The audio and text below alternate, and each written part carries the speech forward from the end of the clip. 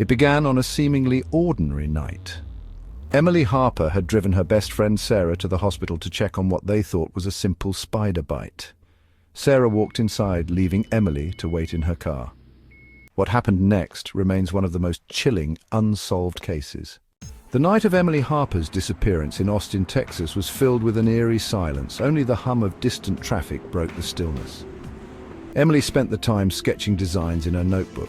She was an aspiring jewelry designer with dreams of opening her own boutique one day, but Emily's dreams were about to be cut short. When Sarah exited the hospital hours later, Emily and her car were gone. At first, she assumed Emily had run an errand or stepped away. But as minutes turned into hours and calls to Emily's phone went unanswered, Sarah grew concerned. In the weeks leading up to her disappearance, Emily had been receiving disturbing phone calls. A man whose voice alternated between flirtation and menace had been harassing her. You're beautiful, Emily. Too beautiful to be out there alone. At first, Emily dismissed the calls as nothing more than a nuisance, but they became more frequent and the tone grew darker. I'm watching you. You shouldn't walk to your car alone at night. Emily confided in her mother about the strange calls and notes, but when they reported the incidents to the police, there wasn't enough evidence to take action. The calls stopped for a brief period. But as Emily's family would soon learn, her stalker wasn't finished. For months, Emily's case went cold.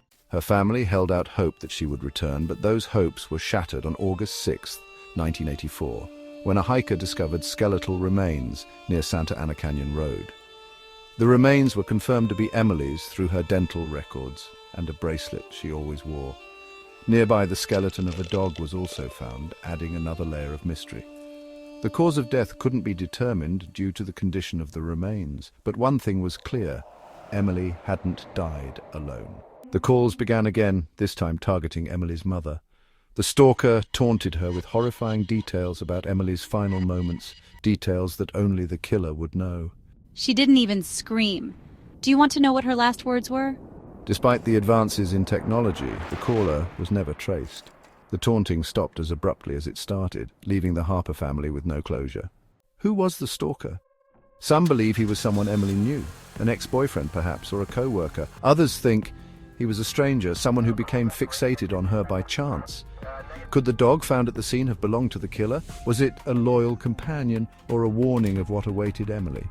Emily's case remains unsolved, leaving her family and the community with more questions than answers.